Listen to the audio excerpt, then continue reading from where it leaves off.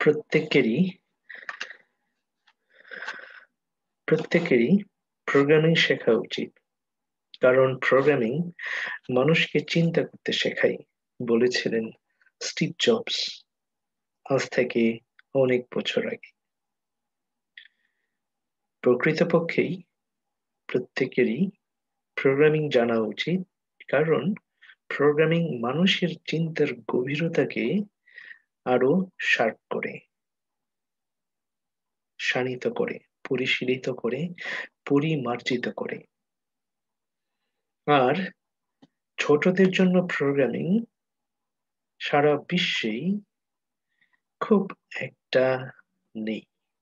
বড়দের জন্য অনেক স্কুল আছে, কলেজ আছে, ইউনিভার্সিটি আছে, ইভেন ইউটিউবে হাজার হাজার প্রোগ্রামিং ইউটিউব চ্যানেল আছে বড়দের জন্য। ছোটদের জন্য নেই বললেই চলে। কিন্তু এই আমাদের ছোট ছোট ছেলে মেয়েরাই এই গ্লোবাল কমিউনিটিকে একদিন নেতৃত্ব দেবে, সেটা মাথায় রেখে যেন তারা ছোটবেলা থেকেই কম্পিউটারের কোডিং কিংবা প্রোগ্রামিং কোডগুলো অল্প অল্প করে শিখে রপ্ত করতে পারে। সেজন্য আমি যতটুকু জানি, যতটুকু প্রোগ্রামিং শিখেছি, সেটা শেয়ার করতে চাই। আশা করি অনেকের কাজে লাগবে। আমি প্রোগ্রামিং শুরু করি 2007-এ, যখন আমি প্রথম যুক্তরাষ্ট্রে ড্রেক্সেল ইউনিভার্সিটিতে পড়াশোনা করতে আসি। বাংলাদেশের 7 জন স্কুল এবং কলেজের শিক্ষক international leadership in educators program, ILEP নামে একটা প্রোগ্রাম চালু হচ্ছে। প্রথম যে ব্যাচ, সেখানে আমি ছিলাম। অবশ্য আমাদের ব্যাচে IEP প্রোগ্রাম বলা হতো এটাকে, ইন্টারন্যাশনাল এডুকেশনস প্রোগ্রাম। পরবর্তীতে এই প্রোগ্রামের নাম হয় international leadership in education program, international leadership education program, এরকম কিছু।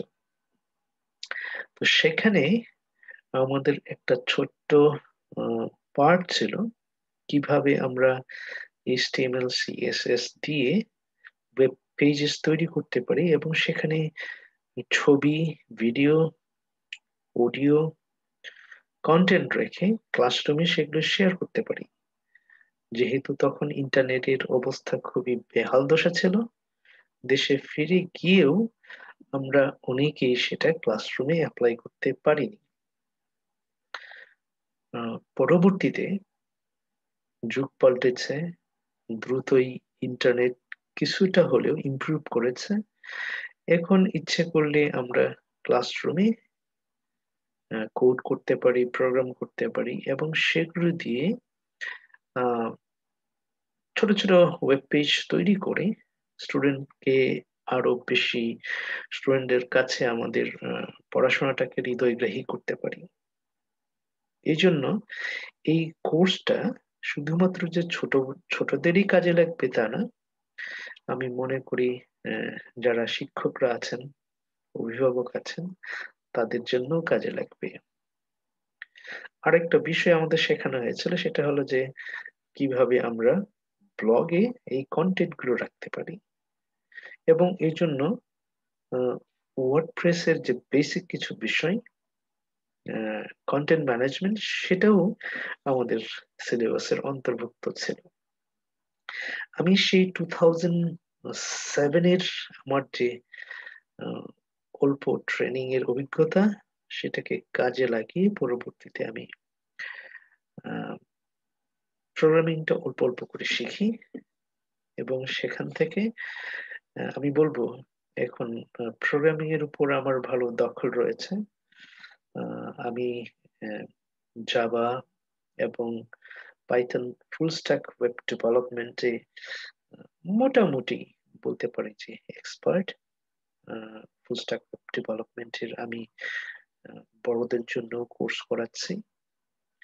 তো ছোটদের জন্য এই আমার প্রথম উদ্যোগ। আশা করি সেটা সবার জন্য কাজে লাগবে, ছোটদের জন্য কাজে লাগবে, যারা একদম প্রোগ্রামিং এ বেসিক, কখনো প্রোগ্রামিং করেননি, তাদের জন্য কাজে লাগবে।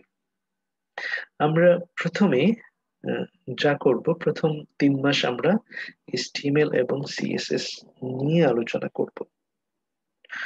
পরবর্তী ধাপে আমরা জাভাস্ক্রিপ্ট নিয়ে আহ, আরো 2 মাস আলোচনা করব, এবং সর্বশেষ ষষ্ঠ মাসে গিয়ে আমরা অনেকগুলো ছোট ছোট প্রজেক্ট তৈরি করব।